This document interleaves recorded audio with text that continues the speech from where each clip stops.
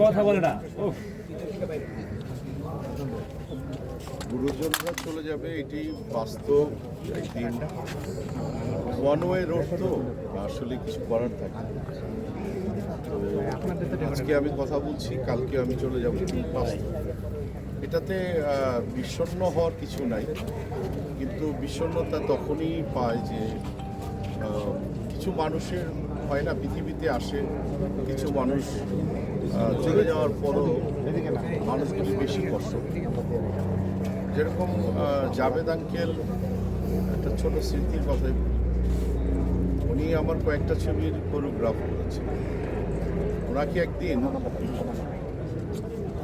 ওনাকে ভাই বলতে গিয়ে উনি আমাকে বললো যে না, তুমি আমাকে একটা রিকোয়েস্ট করবো, তুমি আমাকে বাবা বলো। তো সেখান থেকে আমি তাকে যখনই দেখা যায়, বাবা কি অবস্থা, কেমন আছো তুমি? ভালো আছি। দীর্ঘ প্রায় 5-6 বছরের মধ্যে অতটা কানেক্টিভিটি ছিল না। আন্টির কথা শুনেছি, আর আজকে ওনার একটু অল্প করে আন্টির কথাই বলব। একটি মহিলা, যে মহিলা নাকি এত জৌলস নিয়ে চলচ্চিত্রে আসছিলেন, জাভেদ সাহেবকে বিয়ে করার পরে 42 বছর সংসার করার পরে, আমি নারীদের উদ্দেশ্যেই কথা বলি, বিশেষ করে নারীরা আপনারা একটু শুনে রাখেন, এরকম একটা জৌলসপূর্ণ একজন মহিলা আমরা দেখেছি। তার জৌলসতা 42 বছর সংসার করার পর 18 বছর যাবৎ সে অসুস্থ, কিন্তু তাকে বাচ্চা একটা শিশুর মতো করে সেবা করেছে, বড় করেছে। আন্টি বলতেছিল যে যেন কষ্ট না হয় আমার, এই জন্যই তার প্রতিনিয়ত সৃষ্টিকর্তার কাছে প্রার্থনা করি। আসলে যেতে হবে, কিন্তু বাস্তব। দু একজন মানুষ হয়তো বা বেঁচে আছে আমাদের যারা লিজেন্ড। আমি তো এসে যাদেরকে পেয়েছি তার মধ্যে থেকে প্রায় 95% চলে গেছে। এখন আমাদের যাওয়ার, এটা আপনারা যারা যারা এখানে সাংবাদিকতা করছেন আপনারা দেখতে যাবেন, এটি বাস্তব। কিন্তু জাভেদ আঙ্কেলের যে তার কিছু কর্মের কথা বলি, ওনাকে একটা আলাদা একটা গড গিফটের বিষয় দিয়েছিলেন। ওনার উনি যখন কোরিওগ্রাফার ছিলেন, উনি যখন টেকনিশিয়ান ছিলেন, আপনারা জানেন নিশানের মতো ছবি করেছে, মালিকা বানুর মতো ছবি করেছে। সে কিন্তু অসাধারণ একজন অভিনেতা ছিলেন। এত গুণে গুণান্বিত একজন মানুষ চলে যাওয়ায় আজকে আমার মনে হয় যে আমি কিছুদিন যাবৎ আমি মক্কা থেকে আসছি, আলহামদুলিল্লাহ। আমি বাংলাদেশে এসে প্রথম জানাজাটা পাচ্ছি, মানে আমি এটা লাকি বলবো আমি আমার দিক থেকে, যে না, আমি এরকম একটা বরেণ্য মানুষের, আমি যাকে উনি আমাদের স্টারদের স্টার ছিল। আমরা যদি, আপনারা যদি আমাদেরকে স্টার বলেন, তাহলে আমি মনে করবো ইলিয়াস জাভেদ হচ্ছে আমাদের না, অন্য কাউকে দিব। আপনি অন্য বেলায় প্রশ্ন করেছেন, ডেফিনেটলি দিব।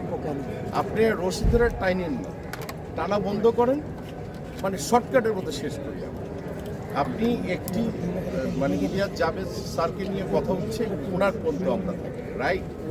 তো আরেকজনকে নিয়ে যখন কথা বলবো তখন তার বিষয় নিয়ে কথা বলবো।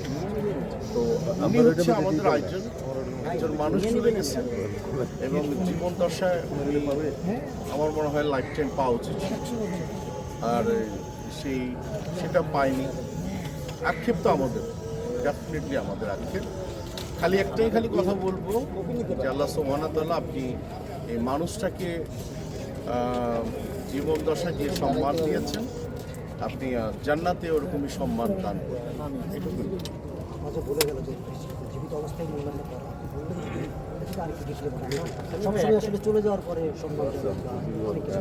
এটার প্রশ্নের উত্তর তো আপনারাও জানেন, আমরাও জানি, কিন্তু লাভটা কি? দিন শেষে লাভটা একটা বিষয় একটুখানি, যে আপনার আনোয়ারা আপাতত শুরু করে যারা সিনিয়র সবার মুখে শুধু একটা আক্ষেপ শুনি, এটা কেন আপনার? এটা তো আমাদের জন্য খুব খারাপ। আমাদের আপনার সিনিয়রদের সম্মান, তারা সম্মান চান, এত কাজ করেছেন, আপনিও দীর্ঘদিন আমাদের কাজ করেছেন। এই যে একটা বেদনা নিয়ে যাওয়া, এই যে সংস্কৃতিটা আমরা সবসময়, এটা কেন? আক্ষেপের জায়গাটা তো একটা তৈরি হয়ে গেছে তো দীর্ঘ বিগত 16 বছর একটা একটা মানে ফ্ল্যাকচুয়েট সময় ছিল। তারপরে তখনও সম্মানিত করা হতো, কিন্তু কোনটা আগে পরে এটা কেউ বুঝতে পারত না। কিন্তু এখন যারা চলে গিয়েছে মানে তাদের জন্য তো দোয়া ছাড়া কিছু করার নেই।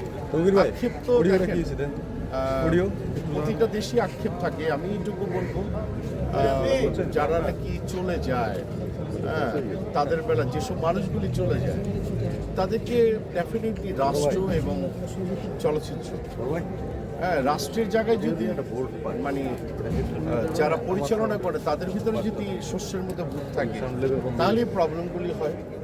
আর চলচ্চিত্রের যারা সিমিলার টাইমে যারা পরিচালনা করে বিভিন্ন, তাদের ভিতরে যদি শস্যের মধ্যে ভূত থাকে তাহলে এই প্রবলেমগুলি। তো যাই হোক, এই শস্যের ভূতগুলি যত তাড়াতাড়ি সরবে তত তাড়াতাড়ি সাংস্কৃতিক অঙ্গনের জায়গাটা এখন তো অনেক ছোট হয়ে গেছে, তো সাংস্কৃতিক জায়গাটা একটু বড় করা দরকার আমি মনে করি। আর ছোট হতে হতে এরকম একটি ছোট জায়গায় চলে এসেছি যে এখন একটা মানুষ পাস করে যাওয়ার মতো রাস্তা নেই। এই জায়গাটার থেকে মানে কোন্দল, রেশারেশি, দোষারোপ এগুলি না করে মানে আমাদের সামনের জেনারেশন যারা আসছে তাদের সুন্দর মানে পদক্ষেপ নেওয়া উচিত। আমরা যারা সিনিয়ররা মোটামুটি বেঁচে আছি আমরা তার অনুসরণ করবো, এটাই বাস্তব। Thank you.